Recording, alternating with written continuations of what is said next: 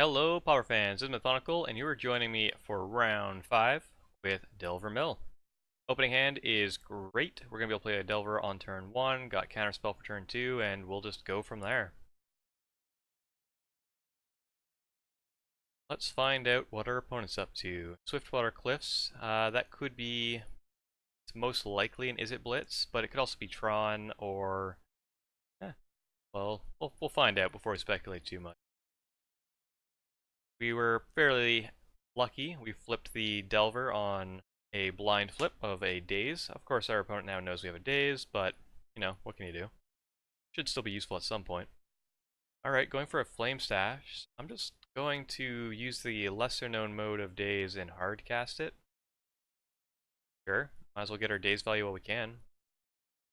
Here, I'm not going to bother holding up Counterspell, since I now know my opponent is on Tron. I'm not too afraid of too many of their 3 mana plays. At worst, they're going to kill one of our creatures. I'd rather just get down a Spire Golem and get them on a 3-turn clock.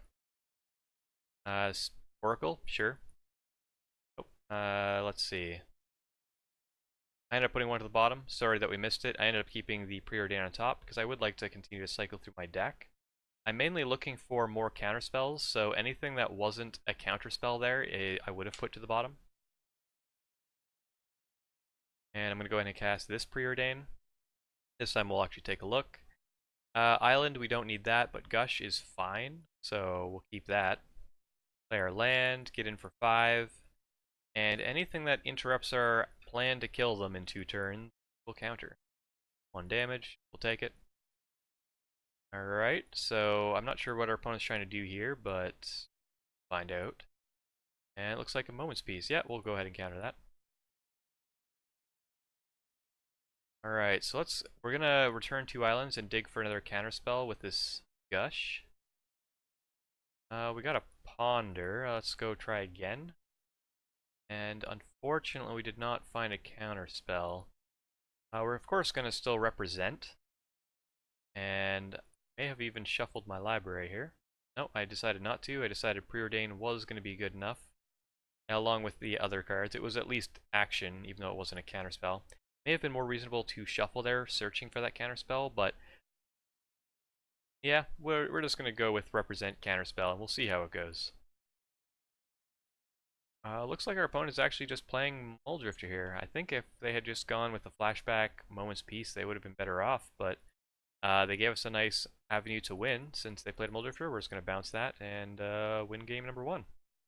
Alright, Delver plan works again. Tron in general is a pretty good matchup for us, since they normally don't win immediately, and they do go through their library pretty aggressively. We'll take a look at the sideboard, though. Basically, the only things I'm looking to bring in are the Dispels. I don't really need the Echoing Truth or a Snap, so I'm going to take those out. It may have been reasonable to bring in a Hydroblast if I'm afraid of them bringing in Pyroblasts or the like. Although not all Tron lists play Pyroblast or even in large numbers, so I didn't want to dilute the deck too much. May have been reasonable to bring in ninjas, but since I did see what is it? The Oracle, I didn't really want my ninjas just kind of running into that, and Tron isn't the best matchup for bringing Spellstutter, so we're just going to try a couple of spells and see how that works for us. So our opening hand is a reasonable keep. We're going to have a Preordain and a Ponder to kind of dig ourselves looking for that Jace's Erasure. And we do have the Rider to combo with it, Daze to possibly slay on our opponents. So I'm going to go ahead and keep this tentatively. It's not a great hand, but it could get the job done. Really want to see another land, but this Ponder will hopefully find us some action. So what do we see? Rider, Snap, Daze. Well, the extra Rider isn't going to do much unless our opponent counters one of them. Snap isn't really that good, and Daze, we already have one, so this looks like a shuffle to me. And okay, we do choose to shuffle, excellent. Gush is fine, going to give us some extra draws. So if our opponent goes for a Prophetic Prism here, which they do, I am absolutely dazing this. Tron, if you haven't played against it very often, they're usually quite dependent on Prophetic Prism to really hit their colored mana sources, especially if they're starting on a Tron land start. So by countering this, it means they might have some real difficult time with colored sources. So in my opinion, it was a no-brainer to counter that. It does set us behind on a land drop, but didn't have much going on anyway. Putting the lands to the bottom and the Erasure on top. And now we have a win condition. And a tapped blue source means they don't have counters available. 100% dropping this Erasure right now. And cycling, that makes sense. Although, I'd imagine they probably want more blue sources. Opponent's going to go ahead and crack the map to get a tower. So they got Tron online, but still only one blue source. And another Daze. That is interesting, although it's not likely to do much. Here we do have the option of kind of doing the Gush into Rider plan. So we are going to do the Gush, see what we get. Another Rider and a Golem, so that's not very good. We're just going to go ahead and cast the Rider. Let's see what we get on our new hand. Of course, using the trick, top corner, speed that up. Gonna mill a bunch from our opponent. And here, since we have 8 cards, we could play the Delver and then we don't have to discard. But I'm all in on this Erasure plan. So I'm gonna go ahead and just cast. Well, actually I ended up going with the Delver. Because we have the other Erasure, if our opponent doesn't have counter magic, we can get it down. That's a little greedy though. And we got Daze backup. Yeah, it's a bit of a toss-up. This prevents us from discarding though, so I was definitely greedy when we were playing this game. Mystical Teaching's main phase, that's really interesting. I don't know what they could be searching for. They're going for a Pyroblast. Ah yes, they're looking to kill our Erasure. That does make sense. So we'll just keep that in mind and play accordingly. Our opponent still doesn't have colored sources, so looks like things are going pretty well for us. And just an island on top, so we're not going to be able to flip our Delver. And since we know they have a Pyroblast, we're just going to hold up Counterspell here. Since they still only have one blue source, I'm not really afraid of them countering back. They go for the Pyroblast, we're going to stop that.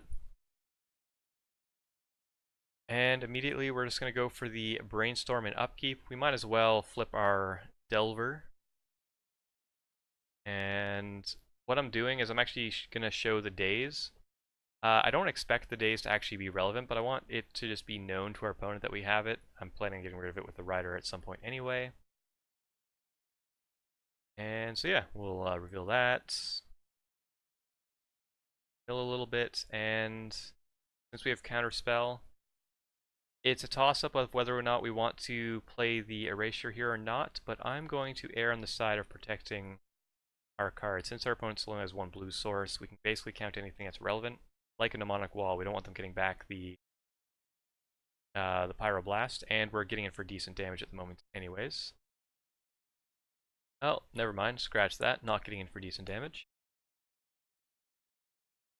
Spire Golem is fine, but we're going to get the Erasure down. I end up playing the Thought Scour first just to see what we get. But for maximum milling, should play the Erasure first. It would mill one extra card. And Seagate Oracle, that makes sense. Although that means they don't have anything to remove our creatures at the moment. And our opponent is going for Mystical Teachings Flashback. So they're going to be able to get one of any instant card out of their library.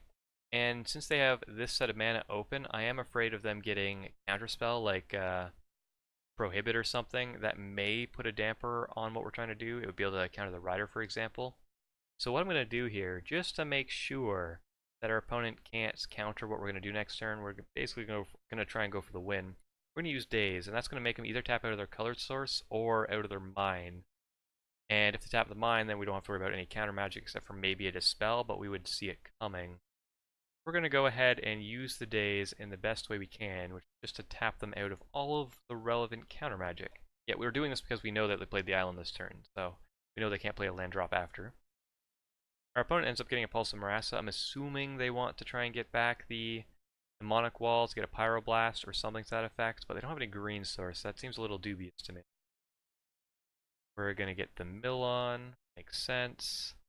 And here, going to go for a Brainstorm. We're looking mainly for a Gush. We don't end up finding one, and that's fine.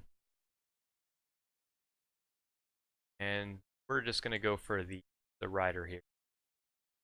It's going to mill 10 from our opponents, and since they've only got 3 cards left in the library, it should be good enough to win.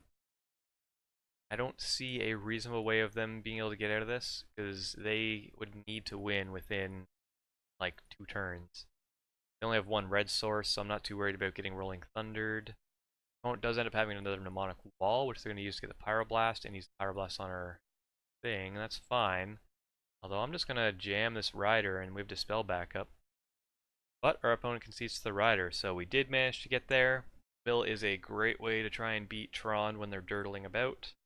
And the Delver Counterspell seems to work pretty well. So all in all, I have very much enjoyed playing this deck, and I hope you've enjoyed coming along for the ride.